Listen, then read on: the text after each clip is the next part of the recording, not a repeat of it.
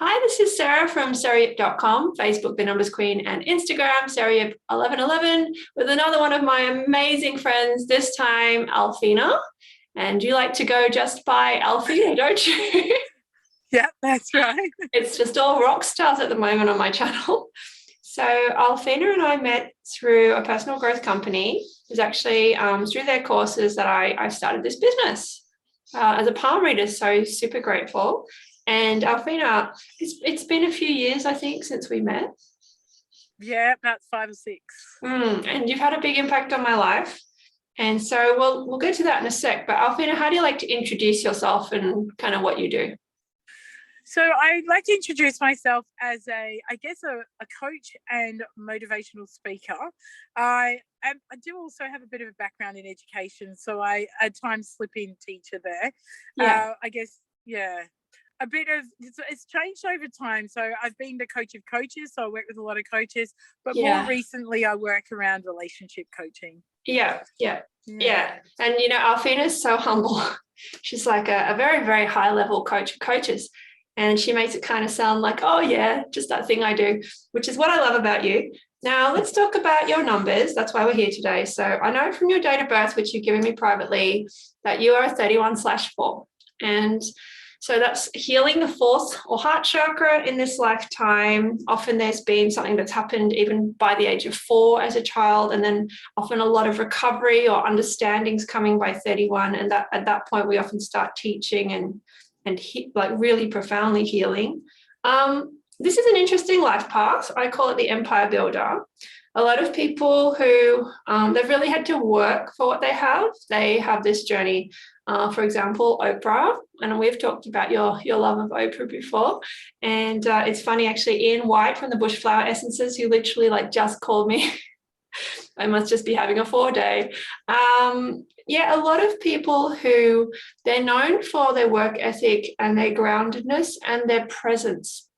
For example, Oprah, she turned up for her show every single day and just had that like consistent frequency. And I've really noticed that with you as well, Alfina. There's just this, do you know what I mean? This idea of just always just being there, doing your very absolute best. And then that's kind of the lesson.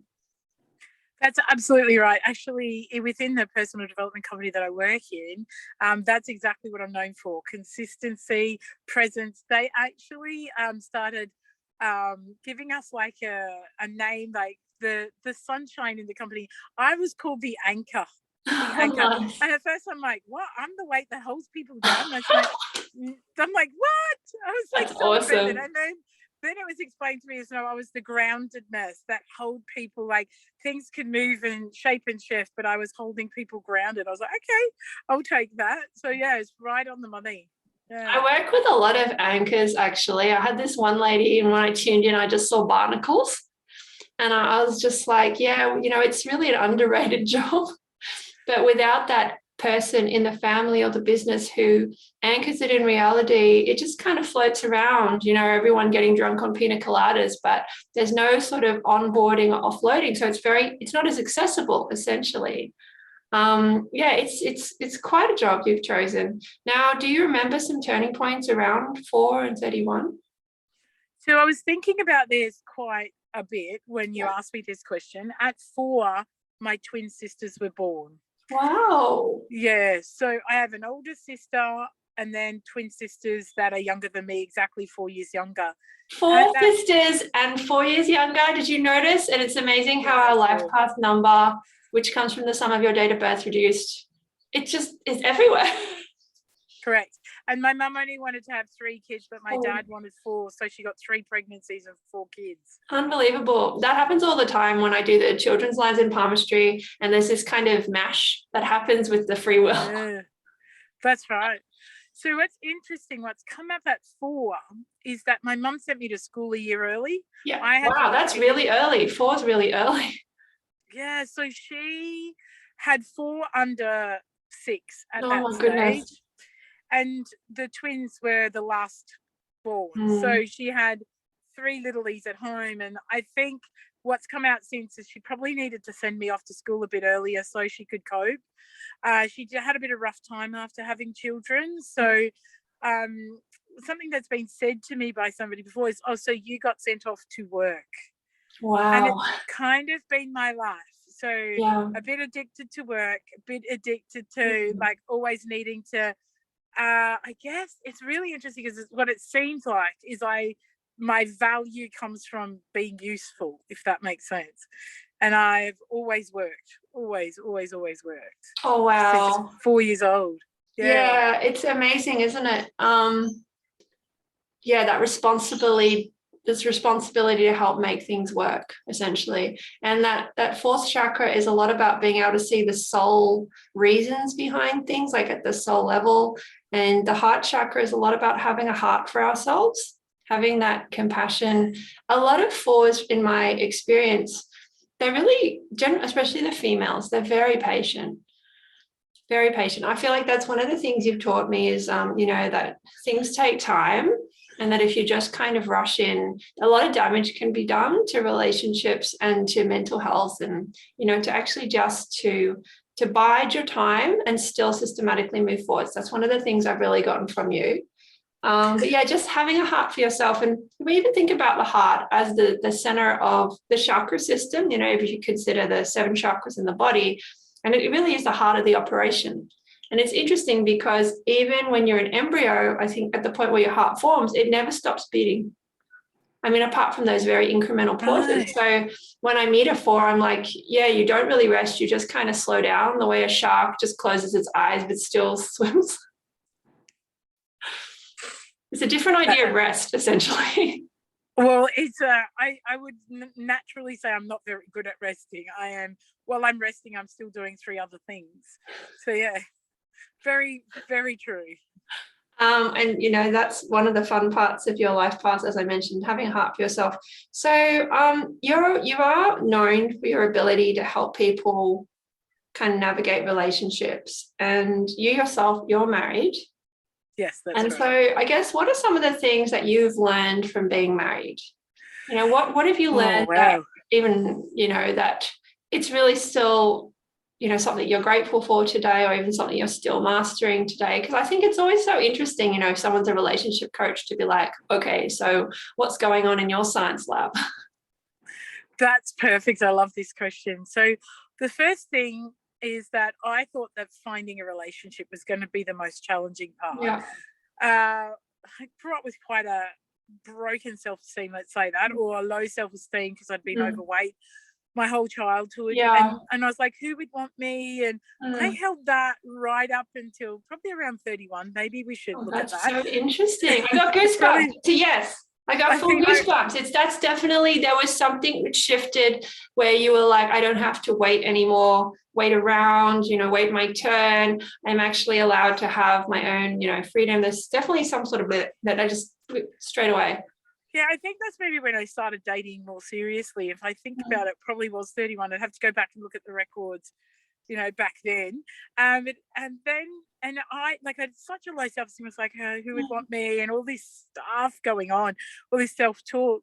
And what I didn't realize is that was the fun bit. That was actually the easy bit. Because when I got into the relationship, I went, oh, I didn't think about this bit. I didn't think about being in the relationship. And then I married a man that was absolutely what I needed, not what I thought I wanted. That's so interesting. Yeah. Yeah. He one of the things that I needed that I didn't know I needed was he absolutely adores me. Absolutely thinks I'm the bee's knees, talks about me like I'm the most amazing person on the planet. Yeah, I never have to worry about where he is because he is always thinking about me. It's phenomenal. I never knew I needed that. And then I look back and I go, actually, I don't know that I would have coped with somebody who was really gregarious and out there and talked to everyone and was really flirtatious. So I didn't know I needed that. So the first thing is, I thought the hard bit was finding a relationship. Then I got into it and found that he was a lot of the things that I needed that I didn't even know I needed. And then the true work had to start. So we have we are on different space-time continuums, is my little saying. He is Mr. Chill. He knows how to relax better than anyone I know. I am Mrs. Go-Getter. I'm constantly move, do stuff. And if I pick up too fast, he's like, what are we doing? Can't we just rest? I'm like, rest. Let's do this. Let's do that. And so I kind of have met my match, and I know that in the beginning I can be a bit stubborn. I don't know if that's part of my life path number, a bit stubborn, and go, no, come on, we've got to get stuff done. And yeah, well, the one in your life path is obviously the action hero, catalyst, pioneer, which is get it done. And then the 3 is, threes love company, and they're really outgoing and communicative and articulate and go-getter, and the inner child and passion is so strong. So it's the 31 variation of a 4, because lots of different types of 4s. They are very much whoosh, like whoosh, whoosh. And it's quite a phenomenon to witness. Even with you, we're catching you for just a small space of time in between, like how many million commitments today. So it's kind of awe-inspiring, kind of terrifying at the same time. Oh, yeah. And that's what it is for him, because I don't know what number he is. I forgot. Yeah, I think we did do it. We could always do that in a follow-up. He's the opposite. Yes, yeah, I think we did get at one point, but maybe for another call. That's been a big... Oh, Alfina, the connection's breaking up a bit. I think that we did do it. Okay, that's unusual. Is that better? Yeah, it's probably because the baby's pinging me. Okay. So what I'm going to do, I'm going to go get the baby and come back, and it'll probably improve the internet, because that's how my Ziggy zaps. He's like a Pikachu. So just give me 10 seconds. Wow. Ziggy. Ziggy, bye. Thank you. Thank you so much. Let's talk to Auntie. So this is Ziggy. Whoa. Hello, this is Auntie Alfina. So we're just doing a little interview, and Ziggy was zapping away, weren't you, Ziggy? Oh, we probably only have a short space of time before you actually see the whole thing just come down, and you'll see the truth behind my life. But yeah, so Ziggy can zap, and he's obviously very happy to meet you. Okay, so last couple of questions, and hopefully we'll get you back sometime and do a bit more. Now, I think you said, so you're a coach, and so how can people find you or follow your work? So I have been working for the last 9 years with a personal development company called Success and You, so you can find me through them, or even via my Facebook page. So it's Alfina Lofaro. You'll find me there. And soon I've been looking at creating just a personalized Facebook page, a business page where I can start uploading content and stuff like that, so people will be able to find me there as well. Well, I know a little bit about that. That's how my tribe came into my life, and it's amazing. I still remember the day I started the Numbers Queen, and I was so bashful. I didn't even put my name in it. I just called it the Numbers Queen. I didn't put numerology or Surrogate. So for the first, I think, several years, I had barely any followers. And I really only had people I invited. And you know what? I think that was a really good thing to do, because it meant that when I put out content, I got some really good feedback. Because essentially it was just clients. But of course, now I'm super grateful to everyone who is on the page. But I think it's okay to get off to a different type of start, especially if you're intending to stay in the game for a long time. It's really important that you feel comfortable, otherwise you'll quit. That's right. That's absolutely right. Yeah, I think it's taken me a while to figure out what it is specifically I want to focus on as well. And relationships really is, you were talking about that, the 4 is the heart healer, and really is what I love doing, is working with people literally around love and connection. Yeah. Well, my one of the reasons we're talking today is because my class coming up is on relationship palmistry, and I met my husband reading his palm. So I actually was a bit curious. Are you right-handed or left-handed? Right. Are you able to show me your oh, this is interesting. Yeah. So straight away, so there's a couple of things I'm seeing. So even if you put your hand down, so your lifeline, you have multiple lifelines, and you have multiple headlines. and then you have a really, really dark heart line. So even just in a super nutshell, multiple lifelines is just enormous stamina. So you see that on people who have the most unbelievable endurance, like they're like the Energizer Bunny on red cordial. And so that's really good for entrepreneurs. A lot of athletes have it as well. And it means that, of course, you have a number of fuel tanks, but when they're empty, you need extra time to refuel. The double headline you have is really interesting. That's pretty rare, I believe. And so, of course, this is the ability to have 2 careers at a time, or a career that's doubly demanding. And this is to do, so each of the lines is a chakra. So the headline is particularly the solar plexus. So that's that determination. And that's the clarity, of course, that you bring to people. So interesting. Essentially, it's like having kind of 2 brains in one. So it's like a bonus for your clients. Hey, and look at this. He's so entertaining. How can we ever get anything done ever again in our lives? But yes, your heart line, it's so dark. There's so much love that wants to come through, that it's obvious that for whatever reason, often we're not able to express all our love at certain times in our life. And I think we sort of store it up. And it seems like for me, especially just the depths of your heart line right now, you're really ready. You're really ready. And, there's a saying in palmistry, the only line you need to read is the heart line. Because if the heart line is pumping, if the heart chakra is available, there's that soul connection to the purpose and, do you know what I mean, to the guidance. Everything else is just logistics. That makes a lot of sense. But I tell you what, it's not always easy to get to a heart line of full intensity. I'm personally still working on mine. You might see, I'll show you mine really quick and then we'll wind up. Mine's got a lot of chains in it. Oh, yeah. Yeah, like knitting. And so it's almost like a daily thing for me. I have to go for a walk. I have to really practice expression, because for me, naturally, I just space out. And I was thinking, because we were about to sum up, but I was thinking, what have I learned the most from Alfina? Do you know what it is? I have really learned to like people again. When I hear you talking about your work, and you talk to me about how much you love teaching and coaching, and I think, wow, I mean, I love it, but just your connection with your students, I'm still very much in awe, because there's just an emotional availability with you that I really admire. So I think it's part of my calling as a teacher. Yes. Oh, totally. And I'm really grateful you're in my life. So anyway, I hope that some of my people will follow you, then you'll come back and we'll hear more about your adventures in Alfina land. So yeah, is there anything else you want to share with people when it comes to relationships?